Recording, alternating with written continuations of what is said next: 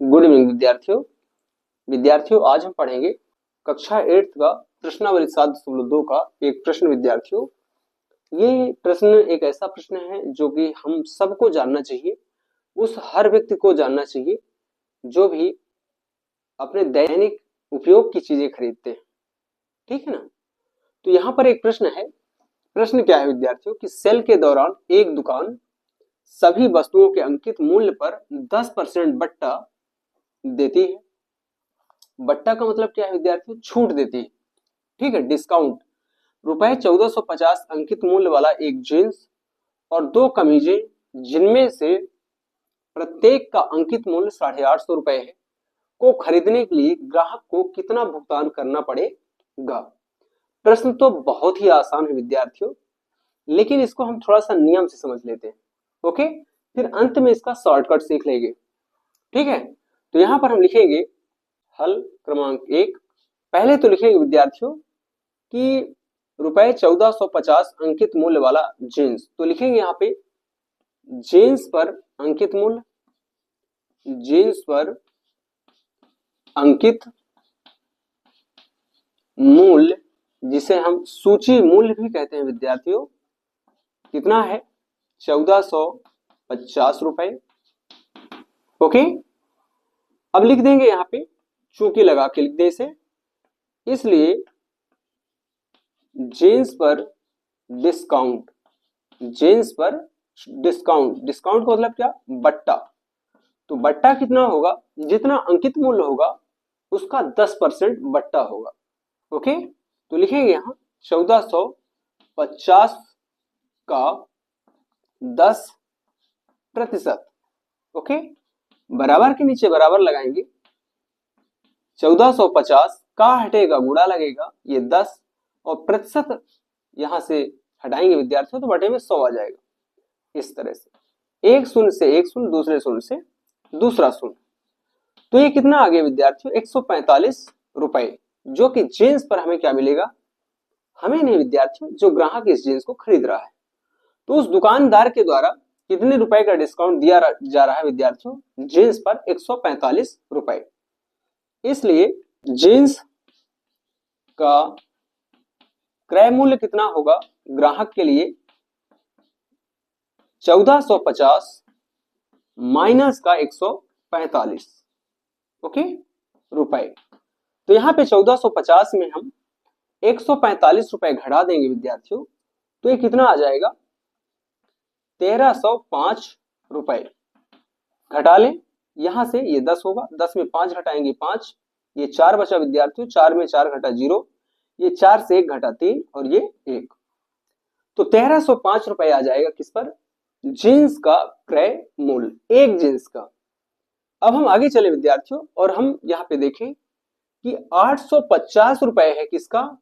एक कमीज की कीमत, एक कमीज पर अंकित मूल्य। तो लिखेंगे यहाँ पे चूंकि एक कमीज पर अंकित मूल्य कितना है?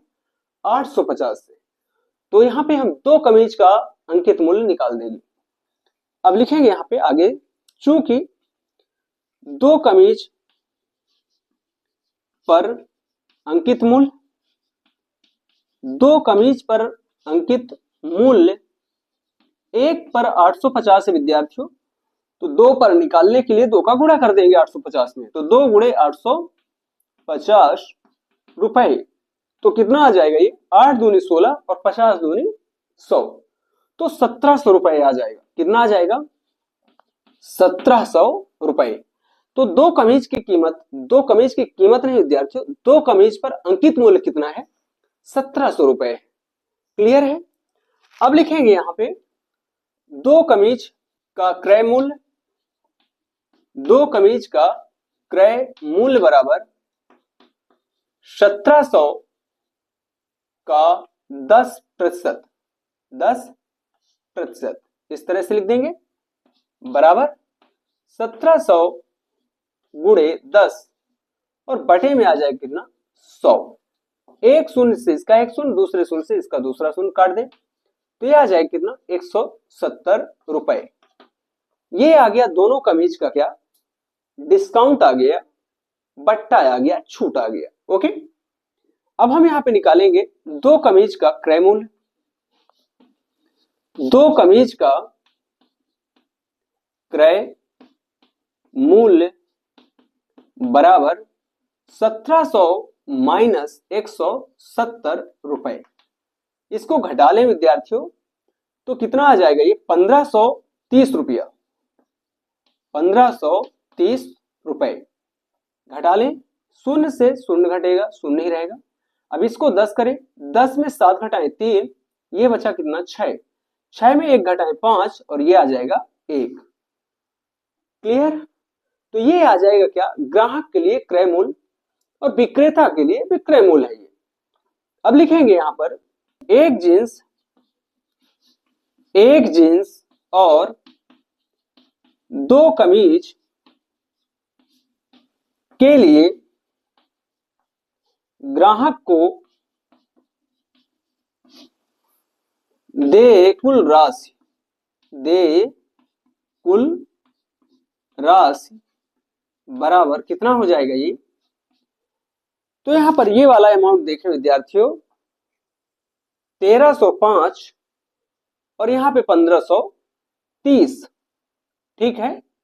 तो लिखेंगे यहां पे 1305 जो कि एक जींस की कीमत आई है 10% डिस्काउंट के बाद, और ये 1530 आ जाएगा किसका, दो कमीज की कीमत 1530 रुपए। इसको जोड़ लें तो 15 13 28 हो जाएगा विद्यार्थियों, 2800 और 5 और 30 हो जाएगा 35।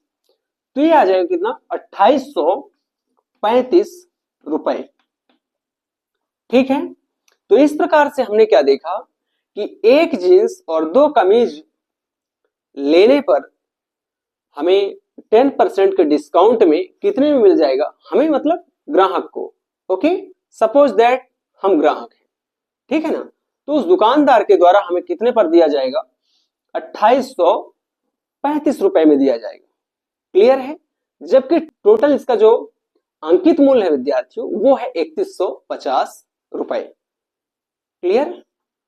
आप जोड़ सकते हैं इसे 1450 और यहां पर ये ध्यान दें तो 1700, कितना 1700, ये इसको यदि आप जोड़ें तो 3150 रुपए आ जाएगा।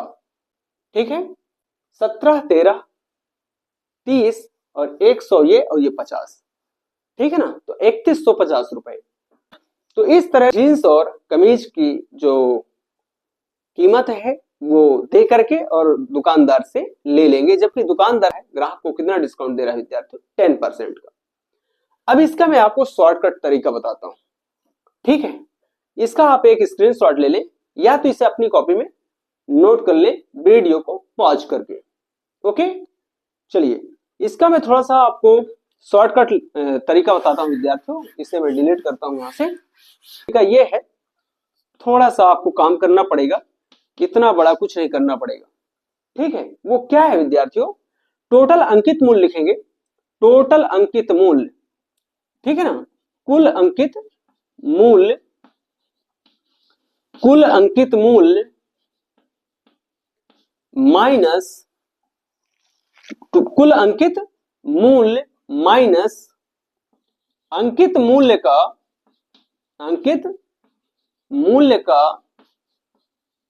10%, इस तरह से लगा देंगे हम। और यहां पे ये हो जाएगा क्या, देय राशि, ग्राहक द्वारा देय राशि, ग्राहक द्वारा देय राशि, ठीक है। तो कुल अंकित मूल्य कितना है, तो हमने अभी अभी जोड़ा 1450 और 1700। तो 1450 क्या है, एक जींस की कीमत है, और 1700 क्या है, दो कमीज की कीमत है, ठीक है। तो कितना आया था, 3150 रुपए आया था, इस तरह से लिख दें। माइनस 3150 रुपए का हटेगा तो यहां गुणा लगेगा, 10%, 10% हटेगा तो बटे में 100 आ जाएगा, इस प्रकार से, ठीक है। इसका एक शून्य इसके एक शून्य को कैंसिल करेगा, इसका एक शून्य इसके एक शून्य को कैंसिल करेगा, तो ये आ जाएगा कितना, 3150 माइनस 315, एक कम 315, इस तरह से। और यहां पे ये रुपए लिख दें। अब इसको घटाएंगे आप विद्यार्थियों तो आपको मिलेगा कितना, 2835 रुपए। तो इस तरह से छोटा सा सवाल है विद्यार्थियों, जो कि हमने एक स्लाइड में पूरे बोर्ड में भरा था, ठीक है ना। ये देखिए इतना छोटा सा सवाल है, ये है इसका क्या शॉर्टकट तरीका। लेकिन ध्यान रखना है ये कब लागू होगा, जब 2-3 सामान आप ले और सभी में बट्टा प्रतिशत एक जैसा होगा, ठीक है ना। अन्यथा की स्थिति में आपको सभी का अलग अलग बट्टा निकालते हुए वस्तुओं का क्रय मूल्य ज्ञात करना है, ठीक है। चलिए, आशा करता हूं आज की ये क्लास छोटी सी आपको जरूर समझ में आएगी। धन्यवाद।